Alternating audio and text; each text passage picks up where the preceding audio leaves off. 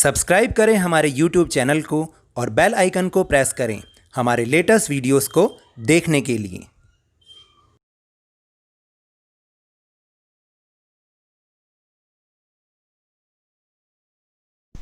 Hello and welcome to Lovneesh sir की क्लास। This is शिक्षा निदेशालय राष्ट्रीय राजधानी क्षेत्र Delhi's worksheet number 43 and it is for class 10 students. It has taken from the subject social science, political science, and we will understand the topic or the lesson political parties in this worksheet. This is the chapter number 6 in your political science book. तो सबसे पहले political parties, भाई आप में से कोई बता सकता है कि जो दिल्ली गवर्नमेंट है वो कौन सी पार्टी की गवर्नमेंट है? यस, आम आदमी पार्टी। Very good. एंड अगर मैं आपसे पूछूं कि जो सेंटर में होल इंडिया के लिए जो गवर्नमेंट है, पूरी सेंट्रल गवर्नमेंट है, उसमें कौन सी पार्टी है? तो आप कहेंगे बीजेपी। बिल्कुल सही।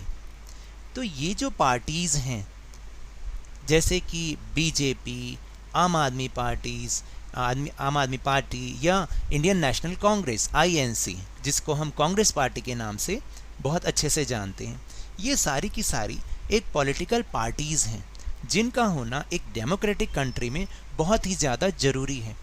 लेकिन उनकी नेसेसिटी से पहले हम ये तो जान लें कि what is the meaning of political parties. So now let's start and understand with me meaning of political parties. A political party is a group of people who come together to contest election and hold power in the government. यहाँ पर एक word इन्होंने लिखा नहीं है कि अब political party is a organize group. यहाँ पर ये होना चाहिए कि यहाँ पे लिखा होना चाहिए ऑर्गेनाइज ग्रुप, क्योंकि जब तक कोई ग्रुप ऑर्गेनाइज नहीं होगा तब तक वो ग्रुप सही ढंग से काम नहीं करेगा। जैसे कि ग्रुप तो आपका भी है, आप बताइए, आपके क्लास का ग्रुप है, आपकी फ्रेंड्स का ग्रुप हो सकता है। क्या कभी ऐसा होता है कि उनमें से कोई एक ही व्यक्ति बोले, पर्सन बोले और सब उसकी बात माने? कभी ऐसा होता है? सबकी अपनी अपनी अलग राय होती है और शायद कोई किसी एक फैसले पे कई बार हम नहीं भी पहुंच पाते। तो इसलिए ये पॉलिटिकल पार्टी ऑर्गेनाइज ग्रुप होना चाहिए। यहाँ पर होना चाहिए a political party is a organize group of people, क्योंकि ऑर्गेनाइज का मतलब होता है कि जिसमें एक लीडर हो और उस लीडर की बातें सभी मेंबर्स को माननी होंगी, इसलिए वो जो है ऑर्गेनाइज ग्रुप कहलाता है। तो एक ऐसा ऑर्गेनाइज ग्रुप जो कि इलेक्शन कंटेस्ट करने के लिए बनता है और इलेक्शन को कंटेस्ट करके वो विन करके अपनी गवर्नमेंट फॉर्म करना चाहता है। मेनली उनका जो मोटो होता है, मेनली जो उनका एम होता है उस पॉलिटिकल पार्टी का, वो सबसे फर्स्ट एम तो यही होता है कि इलेक्शन लड़ना और किसी तरीके से गवर्नमेंट फॉर्म करके पावर को होल्ड करना। तो ऐसे ऑर्गेनाइज ग्रुप को हम पॉलिटिकल पार्टी कहते हैं। अब समझ में आ रहा है कि पॉलिटिकल पार्टी कहते किसे हैं। And the next topic is a political party has three main components. आपको पता है हर पॉलिटिकल पार्टी के 3 मेन कंपोनेंट्स होते हैं। वो कंपोनेंट्स कौन कौन से हैं? The leaders, the active members and the followers. देखिए, जैसे कि मैंने आपको बताया कि हर पॉलिटिकल पार्टी के 3 कंपोनेंट्स हैं।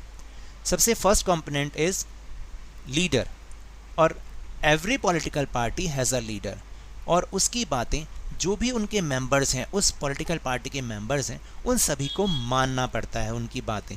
जैसे कि अगर मैं आपको कहूँ कि जो बीजेपी पार्टी है उनके जो लीडर हैं इस समय हम वैसे तो अभी आप बोलोगे कि नरेंद्र मोदी जी बीजेपी पार्टी के लीडर नहीं हैं, वो गवर्नमेंट के तो लीडर हैं, लेकिन वो बीजेपी के जो मेन लीडर है, मतलब कहने का मतलब जिसको हम प्रेसिडेंट कहते हैं, यहाँ पर हम लीडर का मतलब हम प्रेसिडेंट से मान रहे हैं कि जो उस पार्टी का प्रेसिडेंट होता है उसकी बातें सब लोग उस पार्टी के मेंबर मानते हैं। तो इस समय जो उनके प्रेसिडेंट हैं, बीजेपी के जो प्रेसिडेंट हैं, वो हैं mister JP Nadda.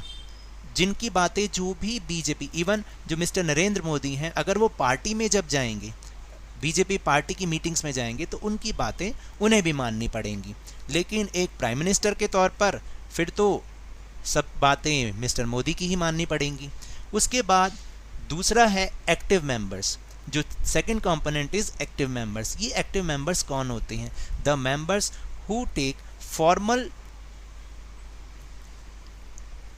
Membership of the party, जो कि किसी भी पार्टी की फॉर्मल मेंबरशिप को एक्सेप्ट करते हैं। और जब भी पार्टी की मीटिंग्स होती हैं, इन्हें वो अटेंड करना बहुत ज़्यादा ज़रूरी होता है। और आपने देखा होगा कि जब भी इलेक्शन पास में आते हैं, ये जो एक्टिव मेंबर्स होते हैं, ये बहुत ज़्यादा एक्टिव हो जाते हैं और बहुत बातें करने लग जाते हैं किसी एक पर्टिकुलर पार्टी की, और आपको उसके फेवर में करने की कोशिश करते हैं।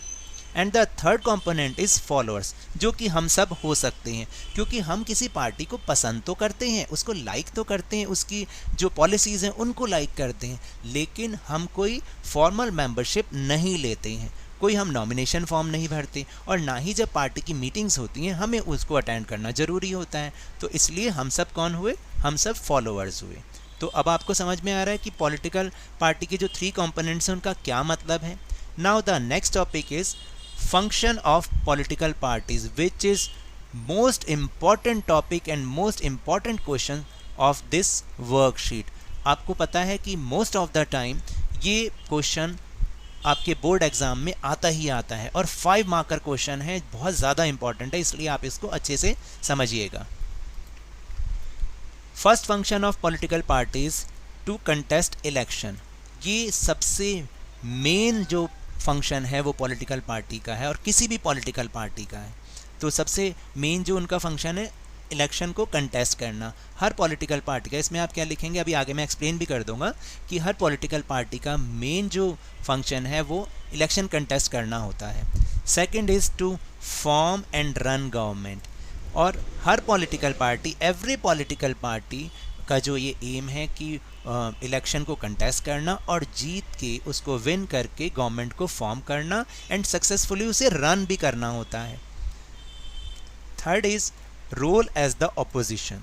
देखिए, जो लोग नहीं जीत पाते हैं तो वो क्या करते हैं, वो ऑपोजिशन का रोल प्ले करते हैं। ऑपोजिशन मीन्स जो सरकार के, जो पॉलिटिकल पार्टी सरकार के अगेंस्ट होती है। जैसे अगर आप बताएंगे तो बताइए कि इस समय मेन जो ऑपोजिशन पार्टी है वो कौन सी है। अगर हम दिल्ली में बात करें तो ऑपोजिशन पार्टी कौन सी होगी? बीजेपी। लेकिन अगर हम सेंटर की बात करेंगे तो मेन ऑपोजिशन पार्टी कौन सी होगी? Congress and it's allied parties.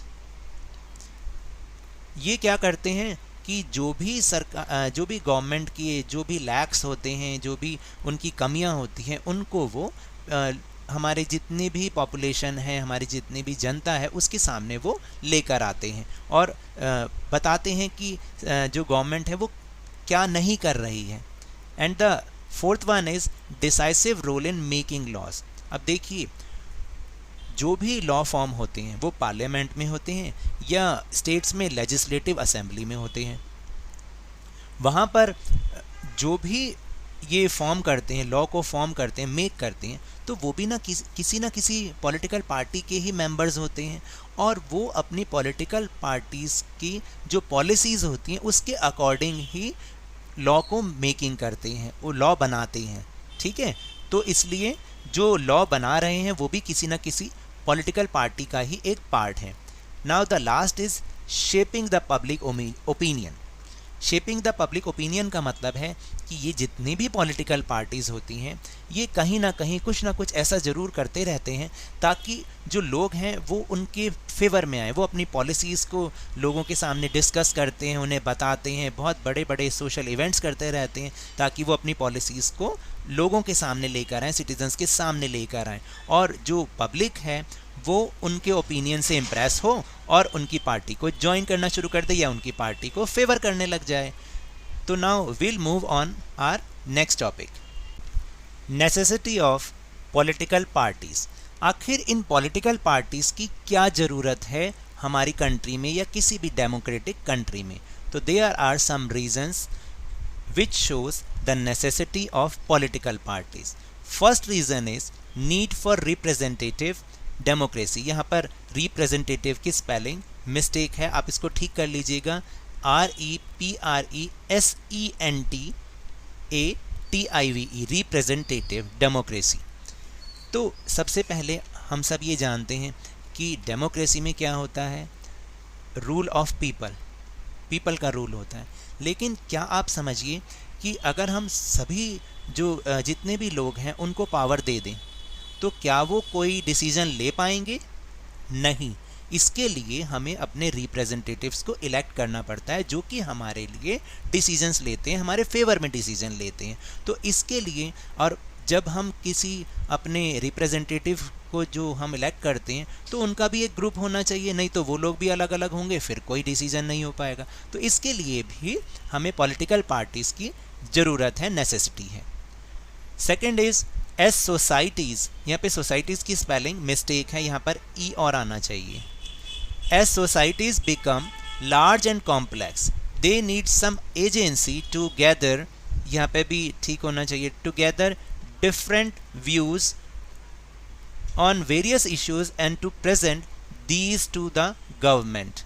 देखिए, जैसे जैसे हमारी सोसाइटीज़ जो है वो लार्ज होती रहती है, और इंडिया तो is a vast country and India has a big population, तो यहाँ पर जो सोसाइटीज़ भी हैं वो लार्जर सोसाइटीज़ हैं और कॉम्प्लेक्स सोसाइटीज़ हैं, क्योंकि डिफरेंट लैंग्वेज स्पोकन पर्सन हैं, डिफरेंट रिलीजियस पर्सनस हैं, मतलब बहुत सारी डाइवर्सिटी है। तो ऐसे में क्या होता है, they need some agency to gather different views, जो उनके अलग अलग व्यूज़ हैं उनको एक साथ ला के उनको गवर्नमेंट के सामने प्रेजेंट करने के लिए भी हमें किसकी ज़रूरत होती है, हमें पॉलिटिकल पार्टीज़ की ज़रूरत होती है, और तभी शायद गवर्नमेंट उसको सुनती भी है। Third one is for making policies justifying और अपोजिंग दैम।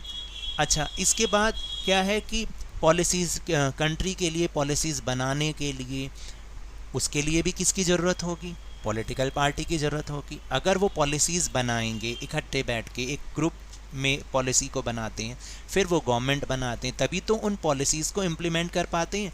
और अपोजिंग दैम का मतलब होता है they also play the role of opposition. तो जो ऑपोजिशन का रोल प्ले करता है उसके लिए भी एक पॉलिटिकल पार्टी की ही ज़रूरत होगी, क्योंकि अलग अलग लोग अगर जाके कहें कि हमें गवर्नमेंट से ये परेशानी है तो कोई नहीं सुनता। अगर एक ऑर्गेनाइज ग्रुप होगा, एक पॉलिटिकल पार्टी होगी, उसका इम्पैक्ट ज़्यादा पड़ेगा। Next is to form a responsible government for the country. अब देखिए, ये बहुत एक अच्छा पॉइंट है कि रिस्पॉन्सिबल बनने के लिए, अगर मैंने जैसे सबसे पहले पॉइंट में बताया आपको कि हम अपने रिप्रेजेंटेटिव्स को इलेक्ट करेंगे तो वो सारे अलग अलग होंगे। अगर अलग अलग होंगे तो किसी की रिस्पॉन्सिबिलिटी भी नहीं होगी, कोई कहेगा इसकी वजह से ये काम हुआ है, कोई बोलेगा इसके कारण ये काम हुआ है। तो इसके लिए कोई ना कोई ऑर्गेनाइज ग्रुप, पॉलिटिकल पार्टी होनी चाहिए, तभी वो गवर्नमेंट फॉर्म करेगी और उसकी रिस्पॉन्सिबिलिटी भी वो फिर इक्वल होगी। इसके लिए भी हमें we need political parties. And the last point is for providing a mechanism for supporting और रीस्ट्रेनिंग द गवर्नमेंट। तो देखिए, हमें जो कहने का मतलब है कि जो भी गवर्नमेंट की पॉलिसीज़ हैं, अगर वो पॉलिसीज़ गलत हैं तो उसको रिस्ट्रेन करने के लिए, उसको कंट्रोल करने के लिए भी कोई ना कोई पॉलिटिकल पार्टी चाहिए, तभी वो जो गवर्नमेंट की पॉलिसीज़ हैं जो कि अच्छी पॉलिसीज़ नहीं हैं उन पे कंट्रोल किया जा सकेगा। तो ये जो रीज़न्स थे वो रीज़न है कि क्यों हमें पॉलिटिकल पार्टी की ज़रूरत है हमारी कंट्री में। So now let's move on our question answer section. Question number 1 is why do we need political parties in our country. वही जो अभी हमने लास्ट में डिस्कस किया है। Our country needs political parties for the following reasons. First is need for representative democracy, मैंने अभी आपको एक्सप्लेन किया। Second is as societies become large and complex they need some agency to gather different views on various issues and to present these to the government. And the third one is for making policies justifying or opposing them. Fourth is to form a responsible government for the country. And the fifth is for providing a mechanism for supporting or restraining the government. यानी उसको support करने के लिए और restrain करने के लिए भी हमें पॉलिटिकल पार्टीज़ की ही ज़रूरत होती है, और वही ये सब काम कर सकते हैं, क्योंकि अलग अलग लोग होंगे तो शायद उनकी बात कोई नहीं सुनेगा। Now the question number 2 is explain the functions of political parties, which is so important question. Following are the functions of the political parties. इसको बहुत ध्यान से समझिए. First is in most democracies elections are fought mainly among the candidates put up by the political parties. तो सबसे पहला जो उनका काम है to contest election. Second is parties put forward different policies and programs to the voters to choose from them. तो जो parties होती हैं वो अपनी पॉलिसीज़ को फॉर्म करती हैं, प्रोग्राम्स को फॉर्म करती हैं और वोटर्स के सामने उनको प्रेजेंट करती हैं ताकि वोटर्स उन्हें सपोर्ट करें. तो इसका जो टाइटल बन सकता है, इसकी हेडिंग बन सकती है form policies and to form policies and programmes. Third one is political parties play a decisive role in making laws for a country.